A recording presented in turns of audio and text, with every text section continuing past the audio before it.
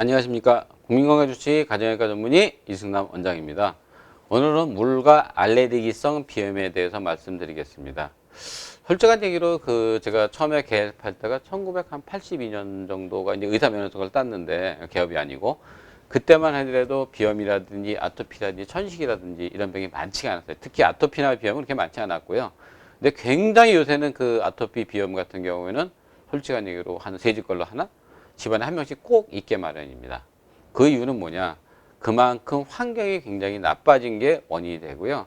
반대로 그 산업이 발달할수록 이런 병이 많이 증가되게 되어 있습니다. 비염은 일단 증상이 콧물 나는 거, 코 막히는 거, 재채기 하는 거, 그다음에 코 속에 가려움증, 이 네 가지가 올 수가 있고요. 이 비염이 생기게 되면은 비염만 생기는 게 아니라 눈으로 가면 뭐냐? 알레르기 결막염이 생기고요. 이게 피부로 가게 되면 아토피 피부염이 생기는 거고요.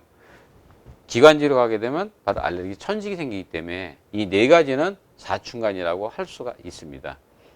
우리 비염은 크게 두 가지로 볼 수가 있는데요. 하나는 염증성 비염, 하나는 비염증성 비염으로 볼 수가 있습니다.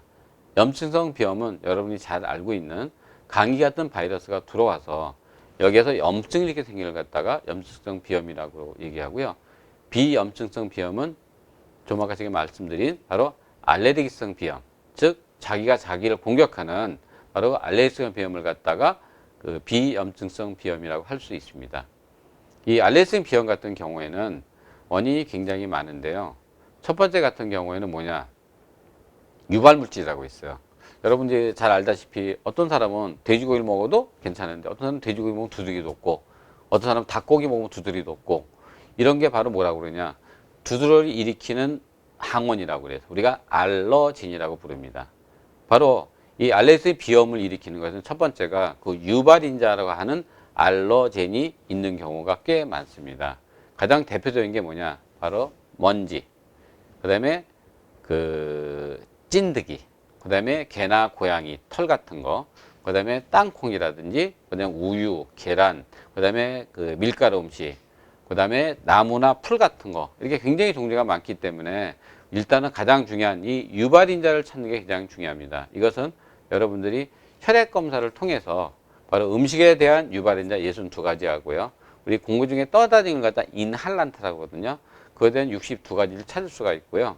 두 번째 원인은 어떤 경우가 있느냐?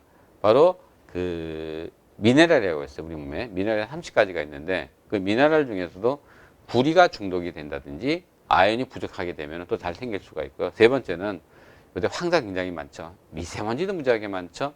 그 미세먼지나 황사 속에 들어있는 중금속이 있습니다. 수은이라든지 납이라든지 카드뮴이라든지 이런 중금속이 많이 있을 경우에는 또 알레르기성 비염의 원인이 될 수 있습니다. 마지막으로는 우리 몸에는 활성산소라는 게 존재하는데 얘는 160에서 230이 정상이에요.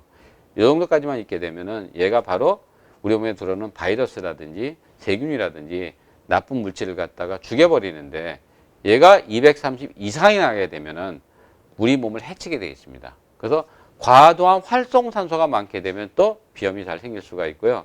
그 활성산소를 없애는 게 우리 몸속에는 항산화 효소라고 있어요. 그게 뭐냐? SOD라든지 글루타치온 페록시다라든지 또 우리가 먹는 것 중에서는 비타민 C라든지 이런 것이 항산화 효소인데 이 효소가 떨어지게 되면은 바로 활성산소를 제거 못하기 때문에 이것으로 인해서 알레르기성 비염이 생길 수가 있습니다.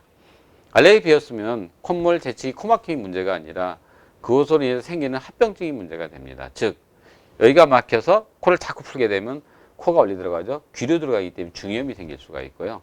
이 코가 또 얼리 들어가나 부위동에 들어가게 되면 여러분이 잘 아는 축농증이 생길 수가 있고요. 이 염증이 재수가 없어서 머릿속으로 되면 뇌막염도 생길 수가 있고요. 그 다음에 가장 많은 게 뭐냐? 바로 아이들이 코를 갖다 이게 콧물이 막히면 어떡하죠? 잘 때 입을 벌리고 하게 되죠. 입을 벌리고 하게 되니까 구강 건강이 나빠지고 또 코를 많이 골게 되고요.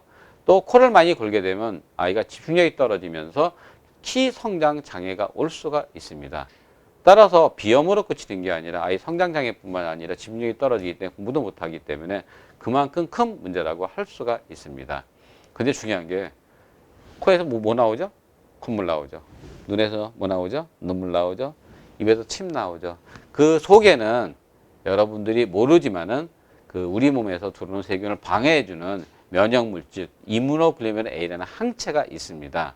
그 콧물이 안 나오게 되면은 바로 코가 말라버리기 때문에 좋지 않아서 콧물을 갖다 적당히 나오게 만드는 게 바로 뭐죠?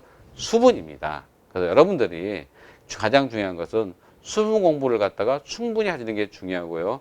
우리가 비염이라든지 감기가 그랬을 때 코를 갖다 이렇게 세게 푸는 건 좋지가 않습니다. 왜? 점막이 다칠 수가 있기 때문에 나오는 코를 살짝 닦아내거나 아니면 뒤로 해서 뱉어나게 되는 게 굉장히 중요합니다. 알레르기 비염은 90% 이상 고칠 수가 있습니다. 알러젠 검사, 모발이나 해서 그 중금속이랑 미네랄 검사, 활성산소 검사한 다음에 면역 조절 치료하게 되면은 90% 이상 고칠 수가 있고요. 가장 중요한 것은 점막이 마르면 안 되니까 방은 항상 습도를 유지해주고 물을 충분히 마시는 게 중요합니다. 감사합니다.